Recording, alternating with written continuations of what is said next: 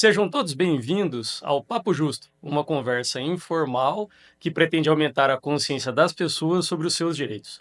O papo de hoje é sobre jornada.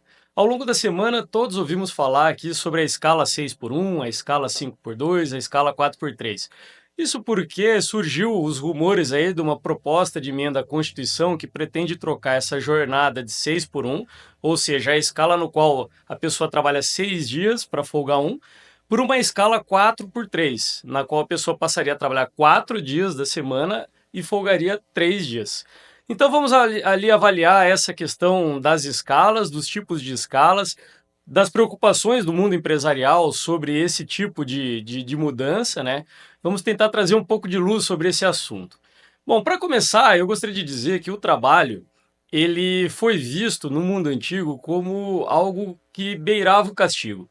Na tradição do Velho Testamento é dito que, por Adão e Eva terem comido do fruto proibido, que era a árvore do conhecimento, a Eva passou a sofrer as dores do parto e o Adão foi, de certa forma, castigado, tendo que conseguir o seu sustento a partir do suor do seu próprio trabalho.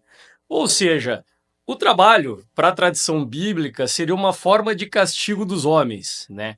Se a gente pensar na própria palavra trabalho, trabalho vem da palavra tripalium. Tripalium era um instrumento de tortura no mundo antigo.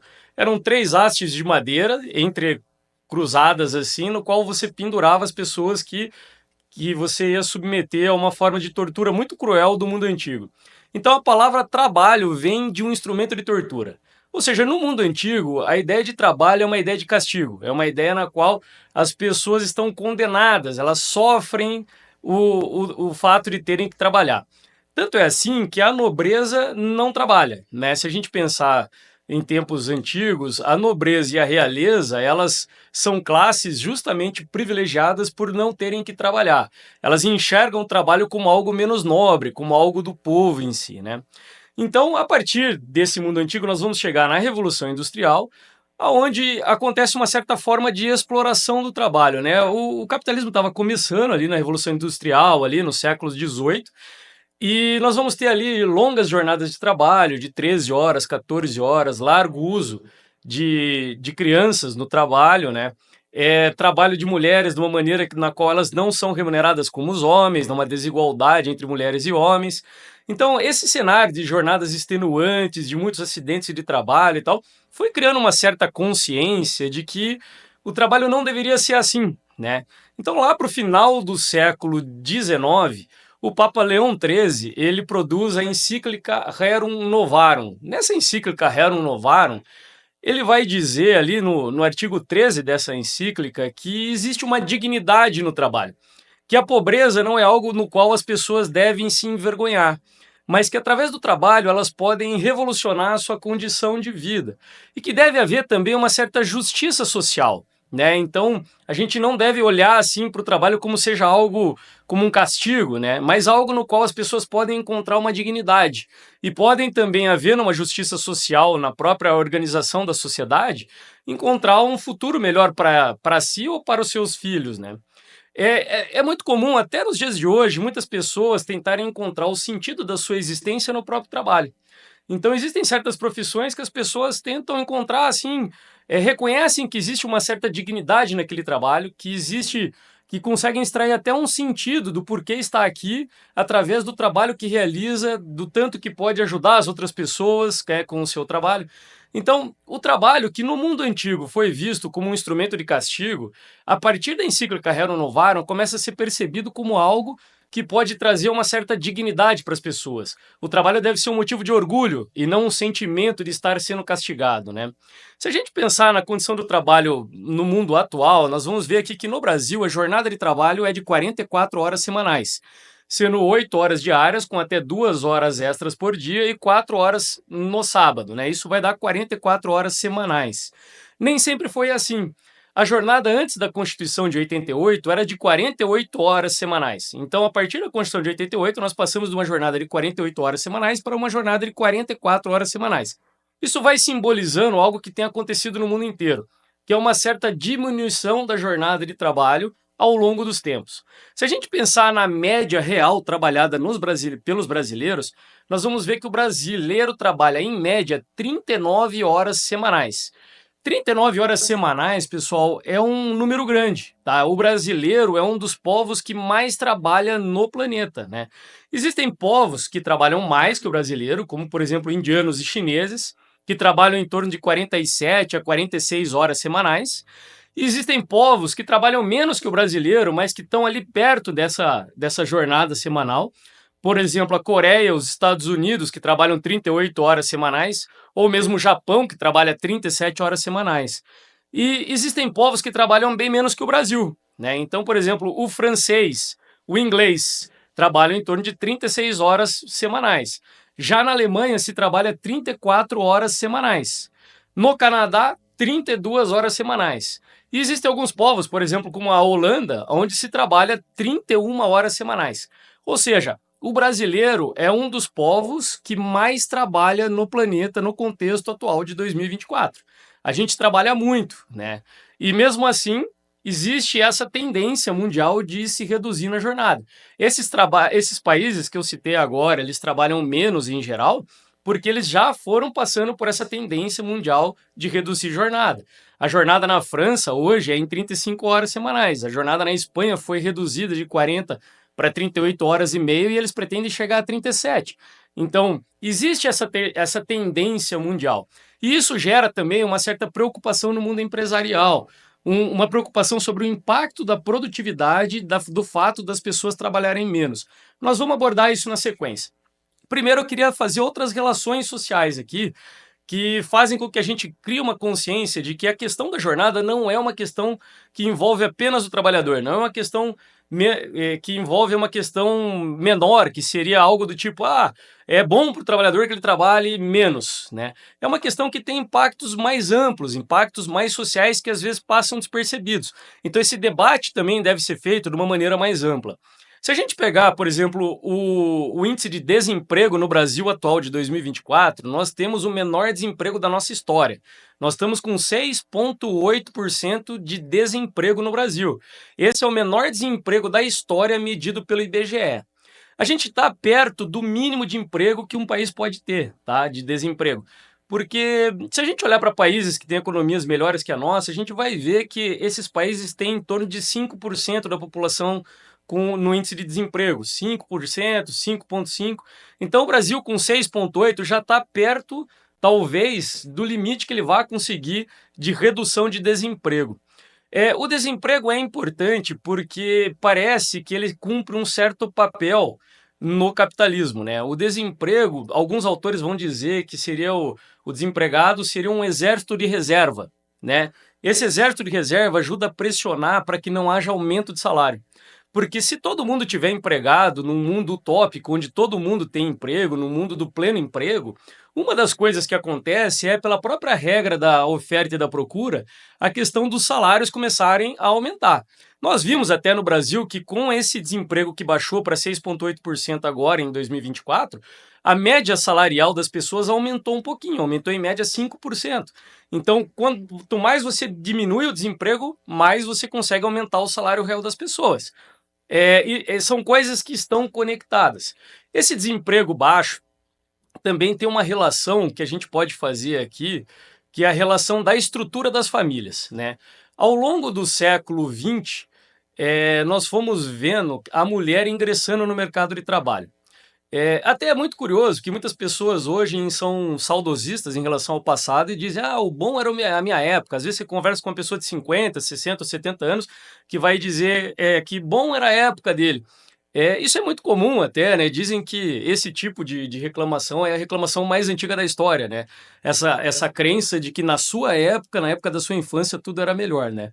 Mas se a gente pegar no século XX, nas 6 primeiras décadas do século XX, a gente vai ver que a estrutura familiar era composta de um cônjuge, geralmente o homem que ia para o mercado de trabalho, e geralmente a mulher ficava em casa cuidando da família e tendo um papel muito importante na educação dos filhos, né?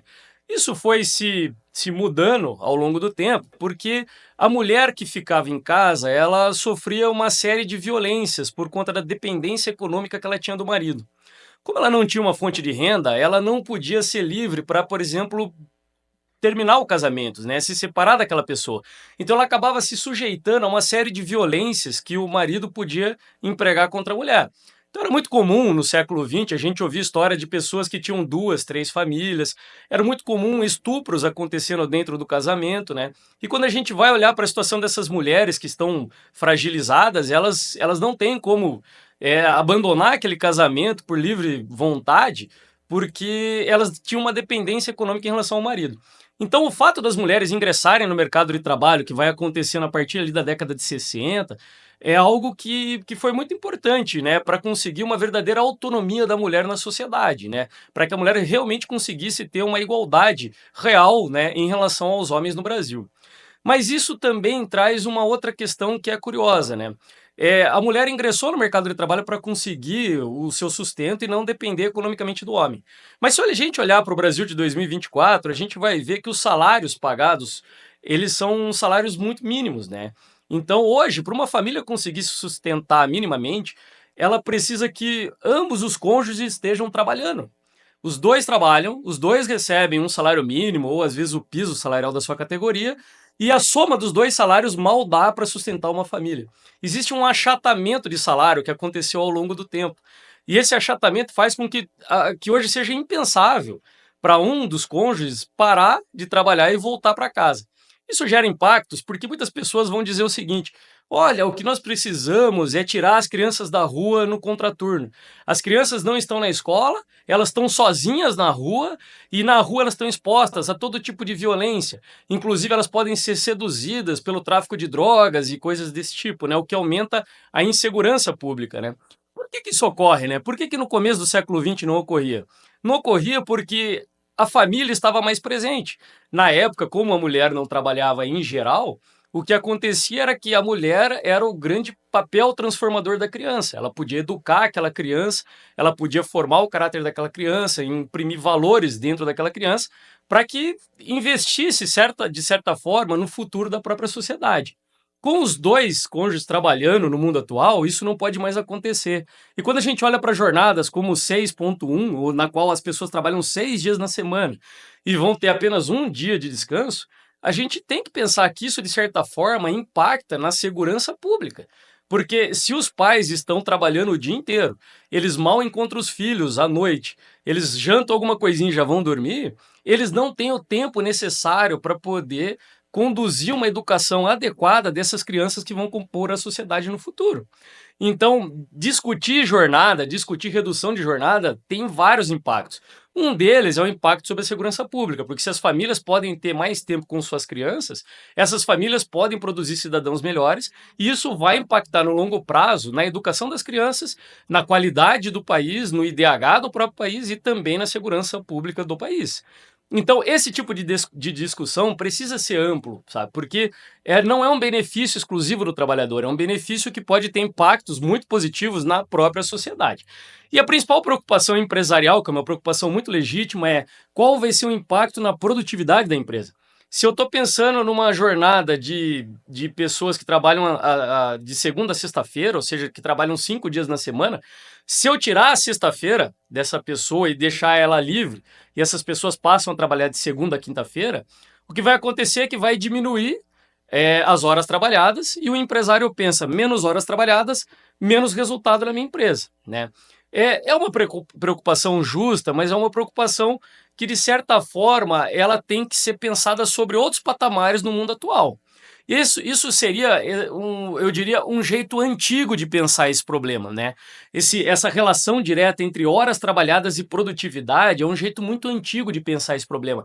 É um jeito que fazia muito sentido em 1910 no Fordismo taylorista, por exemplo. Naquele tipo de sociedade, horas trabalhadas e produtividade estava muito casado. Na nossa sociedade atual, que a gente tem um impacto de inteligência artificial, nós temos uma digitalização dos processos, nós temos trabalhos remotos sendo realizados, nós temos automação, nós temos várias tecnologias que impactam diretamente no modo como o trabalho tem sido realizado. Menos horas trabalhadas não necessariamente representam menos produtividade nas empresas. E isso é algo que eu queria deixar aqui, de certa forma, trazer esse debate, essa forma de pensar, né? Existem estudos sobre isso, né, pessoal? Então, por exemplo, na Inglaterra, uma empresa chamada Autonomy, ela conduziu um estudo com diversas empresas de tamanhos diferentes, né, para reduzir a jornada de trabalho dessas empresas. Então, essas empresas elas trabalhavam de segunda a sexta-feira na Inglaterra e foi tirada a sexta-feira. As pessoas passaram a trabalhar de segunda a quinta-feira. E o que essa empresa percebeu, conduzindo esse estudo depois de um tempo, é que houve um aumento de receita dessas empresas no período. Isso é o contrário desse senso comum de que menos horas trabalhadas é menos receita, é menos produtividade e tal. Então, o que essa empresa percebeu na Inglaterra, na realidade da Inglaterra, é que essas empresas que se sujeitaram a esse estudo aumentaram a sua receita ao final desse estudo. Tanto é assim que 92% das empresas continuaram mantendo o sistema com um dia reduzido na semana. Elas continuaram, 92%. Praticamente todas as empresas que fizeram o teste por 6 meses continuaram assim, porque elas chegaram à conclusão: isso é melhor. Com isso aqui, eu organizo meu trabalho de uma maneira melhor e estou conseguindo ter uma receita melhor, estou conseguindo ter um aumento de produtividade expressivo dos meus colaboradores. Então, meus caros, eu gostaria de convidar todo mundo a pensar sobre isso, sabe? A pensar de uma maneira mais ampla, de uma maneira que não seja tão tacanha, tão nesse joguete de redes sociais que tem lacradores para tudo, dizendo é isso, é aquilo. Não, vamos pensar de um jeito mais adulto, vamos procurar estudos sobre isso, né? Existe um outro estudo de uma ONG chamada 4 Days Week, que fez um estudo em parceria com a FGV aqui no Brasil. A FGV é essa grande universidade, esse grande instituto de pesquisas econômicas que nós temos no Brasil, né? E ela propôs a mesma situação, a redução da jornada de trabalho, tirando um dia de semana, tirando a sexta-feira das pessoas, e foi medir esse desempenho depois de 6 meses. O que ela descobriu, analisando essas empresas, é que 72% dessas empresas apresentaram um aumento de receita no período. 72% das empresas aumentaram o ganho, diminuindo a jornada de trabalho dos seus colaboradores. Olha que coisa curiosa, né? Elas conseguiram também diminuir a rotatividade. Se a gente parar para pensar numa realidade de baixo desemprego, como é a que nós temos hoje, de 6,8% de população desempregada, a rotatividade é algo que a gente tem que cuidar. Porque se você perde alguns funcionários em posições chaves na sua empresa, você não tem como substituir de pronto, você não tem esse exército de reserva. Você vai ter que tentar tirar de outras empresas. Você vai ter que tentar seduzi-los de alguma maneira, talvez pagando salários maiores, né? Isso vai ter um impacto. Então, diminuir rotatividade de empregado é algo que aumenta o resultado da empresa. Inclusive, esse estudo mostrou que 16% dos trabalhadores que tiveram a jornada reduzida disseram que eles não mudariam de empresa, não importa o salário que fosse receber. Então, mesmo que outra empresa aparecesse, que prometesse pagar salários melhores, eles não deixariam aquela empresa, porque eles estavam reconhecendo ali uma dignidade de trabalho que eles não conheciam. Eles estavam encontrando uma realização no trabalho. Eles estavam encontrando talvez até assim um sentido para a própria existência deles e para o próprio trabalho que eles estavam realizando em ajudar outras pessoas da maneira que podiam, encontrando um certo sentido para eles, né? Mais ou menos como propõe ali o Leão XIII na encíclica papal. Outro dado importante desse estudo da FGV é que 60% é o número de aumento do engajamento dos funcionários. Funcionários que têm a jornada reduzida, eles aumentam muito o engajamento. E aumentar engajamento aumenta a produtividade, né? A gente tem que pensar nisso tudo como algo muito interligado. Porque o que acontece? Um funcionário que olha para esse tipo de benefício e pensa assim: olha, o meu patrão está diminuindo a minha jornada, agora eu vou ter a sexta-feira livre. Ele pensa assim: eu preciso lutar para manter isso. Eu preciso lutar para manter essa realidade, porque essa realidade é boa para mim, sabe? Nós estamos numa geração que o salário não é exatamente a coisa que mais importa. O que mais importa hoje é o tempo livre. Então, eu diria um hello, empresas, percebam isso. Se você tem nos seus quadros funcionários que são muito importantes para a realidade do seu negócio, não pensem só do ponto de vista financeiro. Não pensem só de que, eu preciso aumentar o salário, ou o salário é o que prende o cara aqui ou não e tal. Pense também que outros benefícios que estão muito longe do salário podem trazer uma estabilidade desse funcionário na sua empresa que você não está imaginando. Uma delas é a diminuição da jornada. Se esse funcionário percebe que ali ele vai trabalhar menos dias na semana, isso é um ganho muito real para uma sociedade que está buscando tempo livre hoje. É um ganho que às vezes é muito mais importante do que tentar manter esse salário aumentando o salário, né? Manter esse funcionário aumentando o salário. pensem nisso, né? Que isso também é uma forma da gente avaliar isso. Então, nessas empresas que foram submetidas a esse estudo, a gente percebeu que o engajamento dos funcionários aumentou em 60%. Esse aumento de 60% do engajamento de funcionários gera um aumento de produtividade, que vai gerar esse aumento de receita de 72% das empresas que participaram do estudo. Outro dado positivo é um aumento na saúde física, né? Com esse aumento na saúde física, o que vai acontecer? Menos faltas ao trabalho, menos atestados médicos sendo apresentados, menos afastamentos por depressão. O Brasil hoje é o quinto país do mundo que tem mais afastamentos por depressão. Depressão, a saúde mental é uma das coisas que mais preocupa a sociedade do século XXI. Então, você diminui a jornada, você aumenta a saúde do seu colaborador e você vai ter menos afastamentos ao trabalho, o que gera mais produtividade, mais aumento de receita.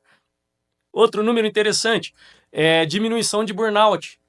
O burnout no Brasil, o Brasil é o segundo país no mundo em número de afastamentos por burnout. E isso foi reduzido drasticamente nessas empresas que conseguiram diminuir a jornada.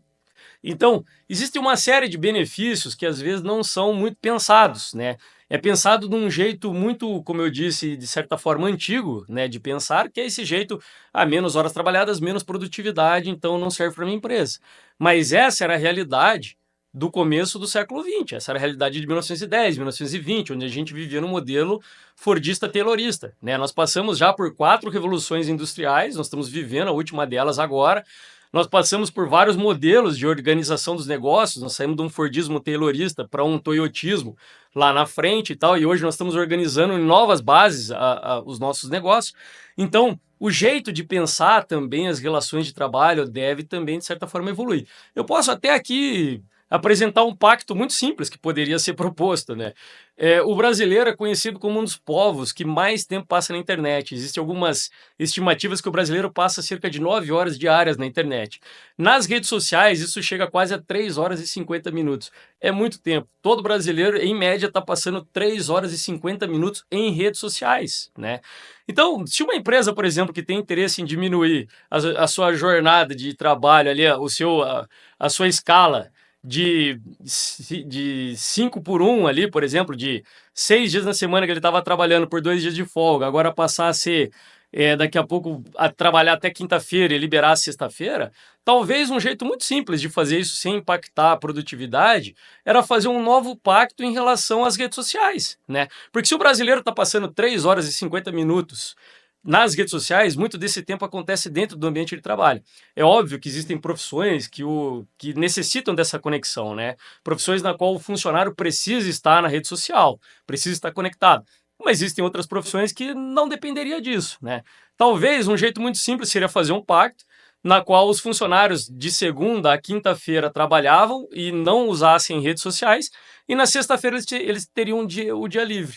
Se a gente parar para fazer essa conta de 3 horas e 50 por dia, vezes os dias trabalhados de segunda a quinta-feira, é muito provável que o dia livre de sexta-feira estaria já compensado, de certa forma, só tirando os colaboradores da rede social. Então, o que eu estou propondo aqui não é exatamente que seja esse o caminho, mas que existam novas formas de pensar essa relação de trabalho. Porque se a gente quer ter uma sociedade melhor, a gente tem que pensar que o trabalho importa. Se a gente quer ter uma produtividade melhor na empresa, a gente tem que ter mais criatividade na maneira de como extrair essa produtividade, né? Não só pensando na base do salário. Então, meus queridos, para chegar aqui a alguma conclusão, eu diria que se a jornada de trabalho já foi de 48 horas no Brasil e com a Constituição Federal de 88 foi dado um grande avanço para que essa jornada passasse a ser de 44 horas de trabalho. Se a gente olha para o mundo hoje, de 2024, e vê que a tendência de todos os países é diminuir drasticamente a quantidade de horas trabalhadas, vendo países como a Alemanha trabalhando 34 horas semanais, Canadá trabalhando 32 horas em média e Holanda trabalhando 31 horas, é de se pensar e de se reconhecer que após 40 anos quase da Constituição de 88, nós chegamos num novo momento no qual a gente possa pensar em reduzir um pouco a nossa jornada de trabalho. Pensar que 44 horas semanais talvez seja bastante, que talvez 40 horas semanais seja mais adequado. Talvez existam outras formas de escala que não necessariamente seja 6 por 1, que possa ser 5 por 2 ou 4 por 3. Então, trazer isso novamente ao debate é algo importante, algo muito que está em consonância com o momento atual da sociedade. Afinal de contas, se a gente investiu no século XXI em automação, se a gente investiu em inteligência artificial, em digitalização de processos, em trabalho remoto, as pessoas estão trabalhando de novas formas, de formas muito criativas. Nós temos até os nômades digitais hoje em dia. Se a gente investiu tanto em tecnologia, de certa forma também é para que possa ser reduzido o trabalho humano, para que as máquinas façam parte do nosso trabalho e a gente tenha mais qualidade de vida para fazer aquilo que a gente bem entenda, para que a gente possa passar mais tempo com a nossa família, para que a gente possa investir mais tempo em nossos filhos, para que a gente possa tentar produzir uma sociedade melhor no futuro. Era esse o recado que eu queria deixar hoje no Papo Justo, essa questão do trabalho, das jornadas que tem povoado tanto as redes sociais ultimamente. Se você gostou desse vídeo, dê o seu like, se inscreva no canal, compartilhe para que mais pessoas sejam expostas a esse tipo de conteúdo e nos vemos na próxima semana com outro tema que possa ser de interesse de todos. Era isso, um grande abraço.